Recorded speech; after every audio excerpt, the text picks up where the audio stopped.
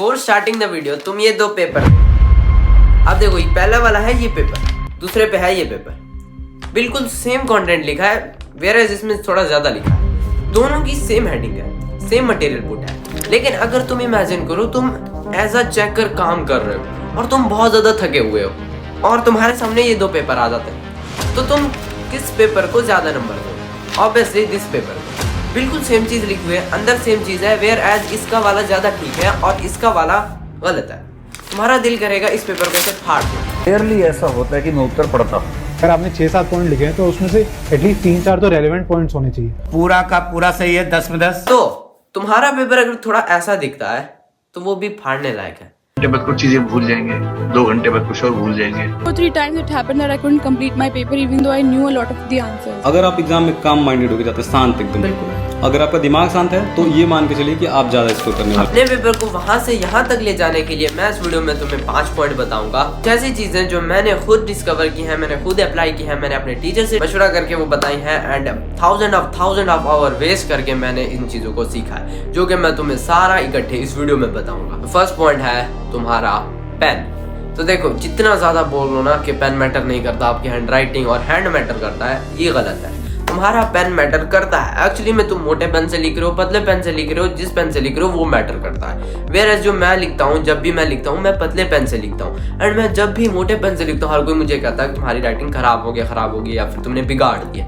Actually में मैंने नहीं बिगाड़ी होती, वो पेन का कमाल होता है, वो पेन चेंज कर देता है। तो सबसे पहले एक ऐसा पेन फाइंड कर लो जो तो पहले स्मूथली लिखता हो या फिर उसके ना बहुत ज्यादा ही तुमसे राइटिंग बन रही हो, ठीक है, तुम्हें उसके साथ इश्यू नहीं हो रहा हो और तुम्हारी और उस पेन की बनती हो। जब तुम्हारी और उस पेन की बनेगी तभी तुम्हारा पेन बनेगा। देखो, पेन सिर्फ अच्छी राइटिंग वाला नहीं होना चाहिए, अच्छा लिखने वाला भी होना चाहिए, मतलब स्मूथ भी लिखे। ऐसा पेन ढूंढ के लाओ, अपने बहन भाइयों से, अपने दोस्तों से, अपने टीचर से, किसी से ढूंढ के लाओ जो अच्छा लिखता हो, अच्छी राइटिंग वाला हो। तो वंस तुमने उसको फाइंड कर लिया, अब तुम्हें पेपर के अंदर का कुछ करना पड़ेगा। तो देखो, मैंने स्टार्टिंग में तुम्हें 2 पेपर दिखाए थे, दोनों में सबसे ज्यादा डिफरेंस क्या था?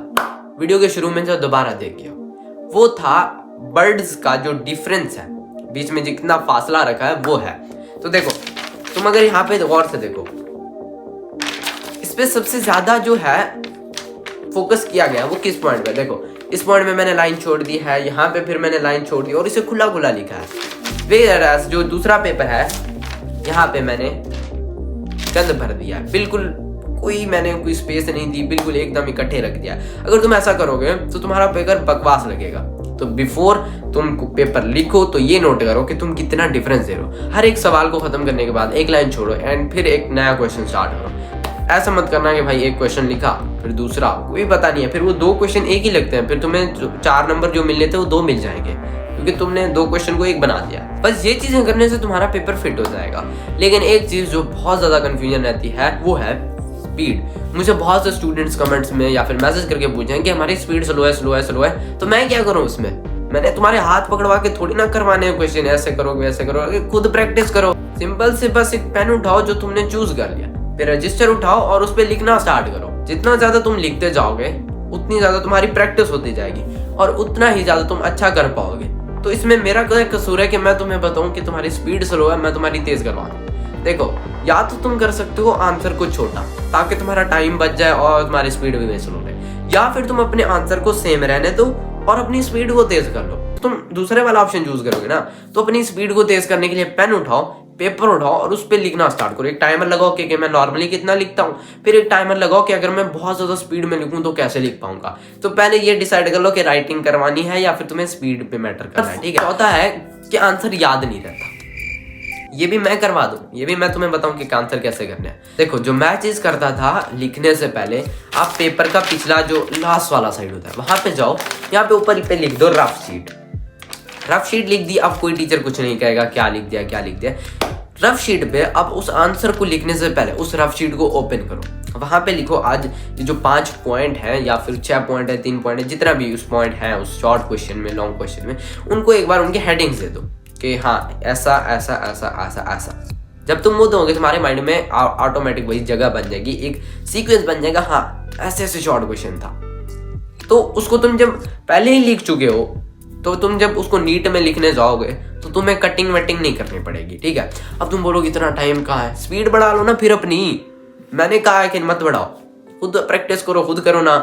अब अगला पॉइंट है कि बिल्कुल ही अगर आंसर याद नहीं है, बिल्कुल कुछ याद नहीं है, खत्म, उसके लिए तुम क्या करो, वो क्वेश्चन कहाँ से आया, किस चैप्टर से आया, किस टॉपिक से आया, ये तो याद होगा, ठीक है। उसके मतलब डिफाइन वगैरह नहीं याद आ रही कि यार कैसे होगा यार, कितना होगा, तो तुम सिंपल से उस जो चैप्टर है स्पेसिफिक, ठीक है। फॉर एग्जांपल अगर तुम्हारा जीन पे डिफाइन आ चुका है तो तुम्हें याद आएगा, हाँ यार इनहेरिटेंस का टॉपिक था, जेनेटिक्स का टॉपिक था, उसके टॉपिक के बारे में जो जो याद आ रहा है वो लिख दो। और उस लिखने के प्रोसेस में तुम उसे पॉइंट्स कभी मत बनाना, उसे साफ साफ मत लिखना, ऐसे गंद मार देना, ठीक है। या तो लगेगा पूरा क्रॉस, वो तो पहले भी लगना, या तो सिंपल से तुम्हें 1 से 2 नंबर मिल जाएगा। 2 नंबर का शॉर्ट क्वेश्चन है तो तुम्हें 1-1.5 नंबर मिल जाएगा, क्योंकि तुमने कुछ तो लिखा है। उसको पैराग्राफ बना के लिखना, पॉइंट्स बना के मत लिखना। इस तरह तुम कर लोगे मैनिपुलेट अपने चेकर को, और इस तरह तुम्हें नंबर मिल सकते हैं बहुत अच्छे से। और उस अगर तुम देखो, अगर उस शॉर्ट क्वेश्चन को तुम एंड पे लिख दो या फिर बीच में घुसा दो, तो क्या वाला, कौन सा वाला सही रहेगा? एंड पे तो भाई हर कोई चेक कर लेगा, यार ऐसे एंड पे लिखा हुआ। उस शॉर्ट क्वेश्चन को ना बीच में घुसा दो। फॉर एग्जाम्पल ऐसे 4-5 शॉर्ट क्वेश्चन लिखे जो आते थे, उस क्वेश्चन को जो लास्ट पे आ रहा है उसको बीच में घुसा दो। नंबर नहीं काटेंगे, उसने चेक करना है भाई, तो आपका चेक करके जाएगा। हो सकता है आपको 1-1.5 नंबर ज्यादा दे दे। ये था एक पूरा गाइड और पूरा वे कि तुम अपने आंसर जो शीट है उसको कैसे प्यारा लिख सकते हो, कैसे टाइम पे लिख सकते हो, और कैसे ना आते हुए भी तुम उसे चिपका सकते हो। तो I hope you like this video. I will see you next time as usual. Bye.